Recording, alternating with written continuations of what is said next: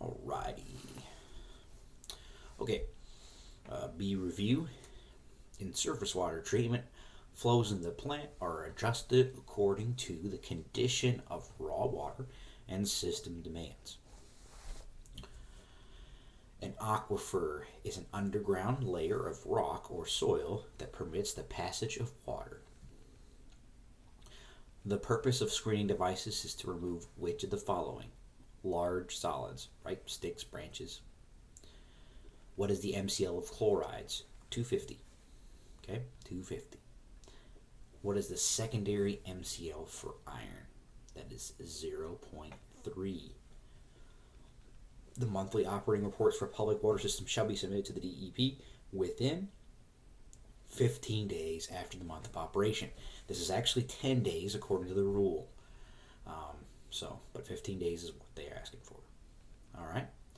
The annular space between the well casing and the borehole must be grouted to prevent contamination from the surface or from a poor quality aquifer that the borehole intersects before reaching the desired aquifer. Okay, grouted. In the flocculation process, you notice the flock breaking up or tearing apart. This may be a result of excessive mixing. Okay. In the coagulation flocculation process, it may be possible to reduce coagulant dose by increasing detention time. Okay. A reasonable detention time for flocculation in a conventional treatment plant is 30 minutes. In observation of an increase in source water turbidity levels to avoid plant upset, the first action you should perform is verify the effectiveness of the coagulant chemical and dosage. Okay, verify. The purpose of the baffle and at the inlet of the tank is to cause the flow to be distributed, not short circuit. Okay.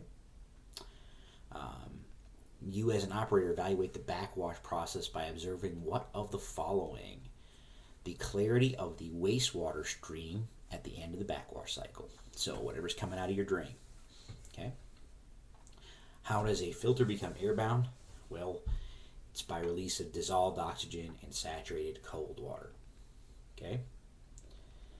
The disinfecting power of chlorine increases when temperature increases and the OC, L or I ion is present. Okay. OCl. Identify the proper list of diseases that may be transmitted by water. We all know those: cryptosporidium, giardia, typhoid, dysentery, hepatitis A. Okay. A gas chlorinator will not feed it properly at maximum output, but not at low rates. What is the probable cause? Vacuum leak. Okay. The chlorine and ammonia compound that is most effective bactericide is dichloramines. Okay. At Lake Garfield, we use mono. We don't like dyes or tris. Okay. But di is the bactericide one. You experience a sudden increase in the chlorine demand and you start to see your chlorine residual dropping. What will be the most important action which you would make as an operator? You're going to reestablish your chlorine residual. Okay. The most effective in-plant destruction of bacteria with chlorine is accomplished by a high concentration and long contact time. Now remember, if you do those two things, you're going to have DDP issues if you have high organic content in your water. Okay. When a chlorinator will feed okay at maximum output but not control at low rates, what is the probable cause? Okay, make sure you look that up in your book.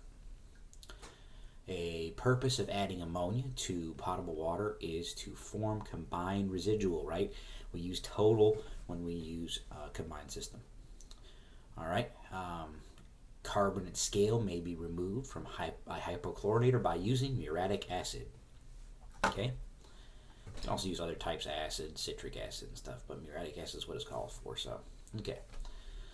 7 pounds of HTH, 65% are added to 20 gallons of water and used as a dosing solution.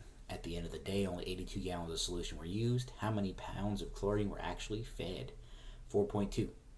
Just do the math. It's not hard. Samples for THM levels are collected and reported quarterly. Okay. Quarterly is when we take the samples. Sometimes they get exemptions and stuff, but that does not mean that it's not supposed to be done quarterly. Trihalomethanes are formed by a combination of free chlorine and natural hydrocarbons. Okay. If a THM sample did not contain thiosulfate, THMs would continue to form until after the sample was collected. So basically, you're going to have a high number because it's going to continue to interact with the organics inside. Okay, so you want to make sure you have that. What is non-carbonate? When is non-carbonate hardness present in the water? And that's when total hardness is greater than total alkalinity. If we're going to select the correct statement, ion exchange will remove non-carbonate hardness, right? Ion exchange can produce a hardness of 0. Don't forget that. And if it's not 0, it's not a big deal. It's supposed to be 0. Can. All right. The softening process samples indicate the following data. T alkalinity 90, P alkalinity 40. Treatment parameters call for a treatment range of +2 to 0.5 hydroxide alkalinity. From the analysis, what action should be taken? Increase your lime feed, right? You need to increase your pH a little bit. Alrighty. With ion exchange, and the exchange capacity is based on volume and type of media. Okay, so remember that. Which of the following statements is true regarding the slaking of lime? Slaking produces calcium hydroxide. Okay, and it creates heat. Don't forget it creates heat.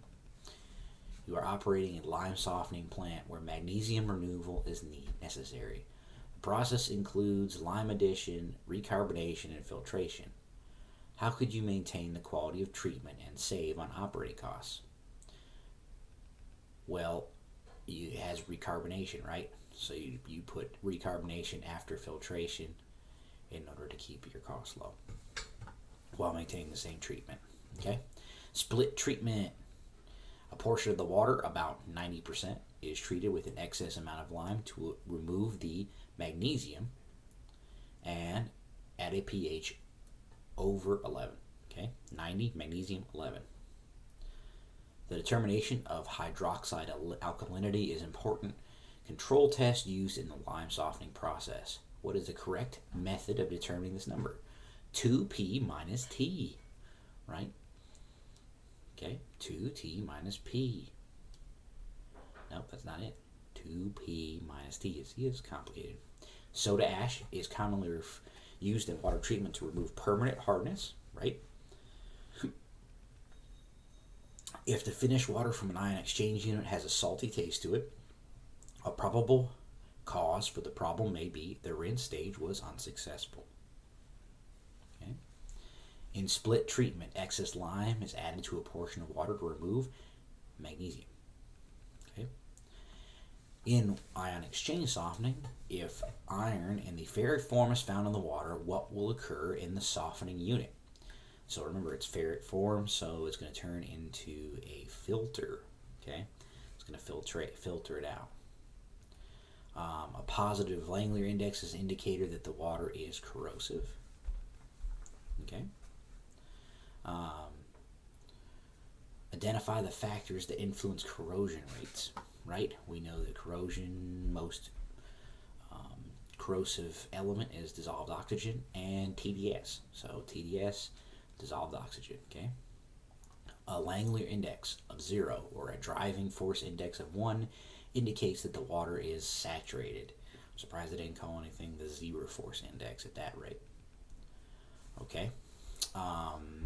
Calcium carbonate inhibits corrosion by forming a film on the interior of the water pipes. Okay. Which one of the following waters has the greatest potential to be corrosive? Okay. Soft water, right, versus hard water. So soft water with low alkalinity, so it has a low base, so it's highly acidic. Low pH and low TDS. Okay, soft, low alkalinity, low pH, low TDS. What condition must be met in order for a calcium carbonate film to form? The water must contain bicarbonate ions. In the green sand process, what chemical is necessary for the process to be effective? potassium permanganate, or permanganate, or however you want to pronounce it. It's easy to remember, right? That's the stuff that turns the water pink if you overdose it. You are operating a treatment plant that uses green sand filtration process. You receive complaints of pink colored water. We just talked about that. Decrease your dose. You got too much permanganate in there. Okay. Removal of odor producing substances that are volatile is known as degasification, right? Removing of the gas. They're volatile. Things that are volatile do not like to stay in solution. Probably the most economical and effective aspect of taste and odor program is prevention. Okay, prevention. If you don't have a problem, then it's easier to correct. One of the major causes of overexposure to fluoride is inhalation of dust. Fluoride is bad. Bad. Okay, we don't use fluoride if we don't have to. Which of the following statements concerning fluoridation is false? Okay, when it comes down to it, every time you're dosing something, the percent purity is always important. So if it says the percent purity of fluoride compounds is not important, then it's wrong. Okay. Which of the following statements regarding pH and pH measurement are incorrect? Temperature has little or no effect on pH. It does. Okay, so it does affect pH. All but one of these steps below is correct when collecting water samples for bacterial analysis. What step is not correct? If you don't get this one, then I'm sorry. But, I did train you, so you should be figuring this out. Bottle, cap, don't touch nothing, you know what I mean? If a pump has a short packing life, which of the following is the most probable cause? Your packing gland is too tight, right? We're supposed to have that little drip, drip, drip. Okay, 1 drip per second. In order to meet system demands for treated water and maintain uniform treatment within the plant, clear wells or plant storage reservoirs should be filled during periods when demand is low.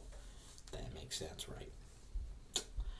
And to remove inorganic precipitates from oral membrane, we can use citric acid, right? Citric acid's good. I use lemon juice. I like lemon juice.